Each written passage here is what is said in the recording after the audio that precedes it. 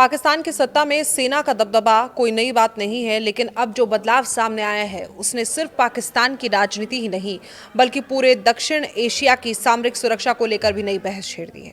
पाकिस्तान ने अपने रणनीतिक सैन्य ढांचे में बड़ा बदलाव करते हुए परमाणु हथियार, मिसाइल सिस्टम और अन्य महत्वपूर्ण सैन्य संसाधनों के संचालन के लिए एक नई केंद्रीय सैन्य व्यवस्था लागू की। रिपोर्ट्स के अनुसार अब नेशनल स्ट्रेटेजिक कमांड के जरिए सेना, नौसेना, वायुसेना, रॉकेट फोर्स और रणनीतिक हथियारों का संचालन एकीकृत कमान के तहत किया जाएगा। और इस नए ढांचे के बाद सबसे ज्यादा चर्चा पाकिस्तान के सेना प्रमुख और फील्ड मार्शल आसिम मुनीर को लेकर हो रही है।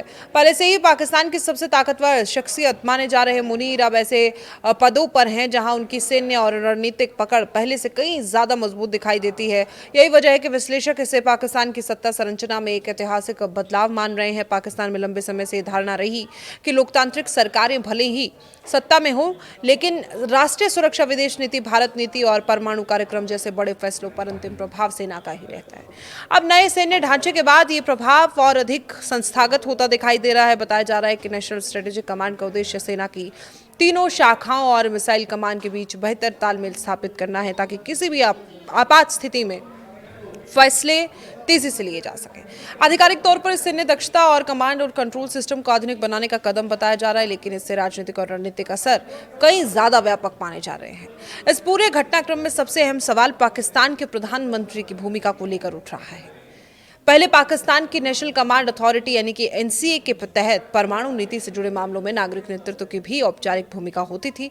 प्रधानमंत्री इस व्यवस्था के प्रमुख माने जाते थे और राष्ट्रीय सुरक्षा से जुड़े बड़े निर्णयों में नागरिक सरकार की भागीदारी दिखाई देती है। हालांकि आलोचकों का तर्क है कि व्यापारिक और व्यवहारिक स्तर पर सेना का प्रभाव पहले से ज्यादा अधिक है और नए ढांचे के बाद रिपोर्टों में दावा किया जा रहा है कि ऑपरेशनल कमांड पूरी तरह सैन्य नेतृत्व के हाथों में केंद्रित हो सकती है और प्रधानमंत्री की भूमिका मुख्य रूप से जानकारी प्राप्त करने और औपचारिक अनुमोदन तक सीमित रह सकती है।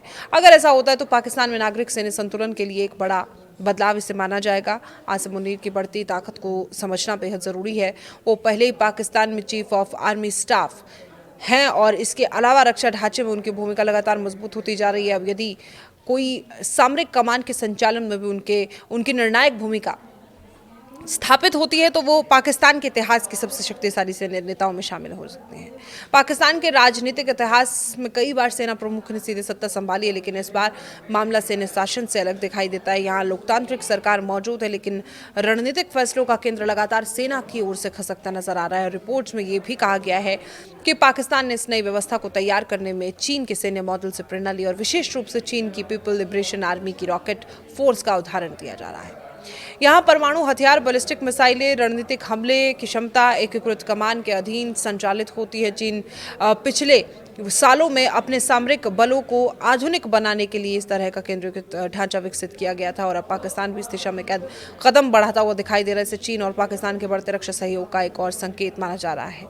चीन और पाकिस्तान के बीच सैन्य संबंध पिछले कुछ सालों में लगातार मजबूत हुए। लड़ाकू विमान, मिसाइल तकनीक, ड्रोन, नौसैनिक सहयोग और रक्षा उत्पाद के क्षेत्र में दोनों देशों की साझेदारी लगातार बढ़ी। ऐसे में अगर पाकिस्तान अपनी परमाणु कमान की संरचना चीनी मॉडल के अनुरूप तैयार करता है तो इससे दोनों देशों के रक्षा संबंधों की गहराई का अंदाजा लगाया जा सकता है। हालांकि इस संबंध में पाकिस्तान की ओर से विस्तृत आधिकारिक जानकारी सार्वजनिक नहीं की गई है। इस बदलाव का एक महत्वपूर्ण पहलू परमाणु हथियारों के सुरक्षा नियंत्रण से भी जुड़ा है।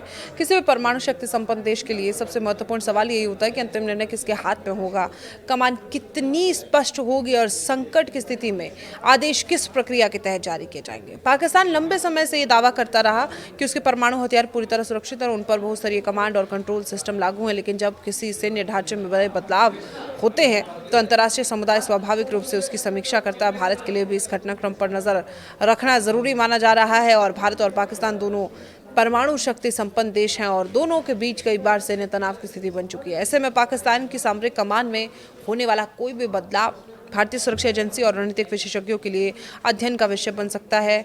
और हालांकि किसी भी बदलाव का वास्तविक प्रभाव तभी स्पष्ट होगा जब नई व्यवस्था पूरी तरह लागू होगी और उसके संचालन से जुड़े आधिकारिक विवरण सामने आएंगे। अंतर्राष्ट्रीय स्तर पर इस बदलाव पर चर्चा इसलिए भी हो रही है क्योंकि पाकिस्तान दुनिया के उन चुनिंदा देशों में शामिल है जिनके पास परमाणु हथियार मौजूद है, जैसे अमेरिका, चीन, रूस, भारत, फ्रांस, ब्रिटेन और बाकी के परमाणु शक्तियों की तरह पाकिस्तान की परमाणु नीति भी वैश्विक सुरक्षा ढांचे का हिस्सा मानी जाती है। इसलिए वहाँ कमान की संरचना में बदलाव केवल घरेलू मामला ही नहीं है बल्कि क्षेत्रीय स्थिरता से भी जोड़ा जाता है। इस पर विशेषज्ञ ये भी मानते हैं कि सैन्य कमान का केंद्रीकरण कुछ परिस्थितियों में निर्णय प्रक्रिया को तेज बना सकता है, लेकिन दूसरी तरफ नागरिक निगरानी कम होने पर जवाबदेही को लेकर सवाल उठ सकते हैं।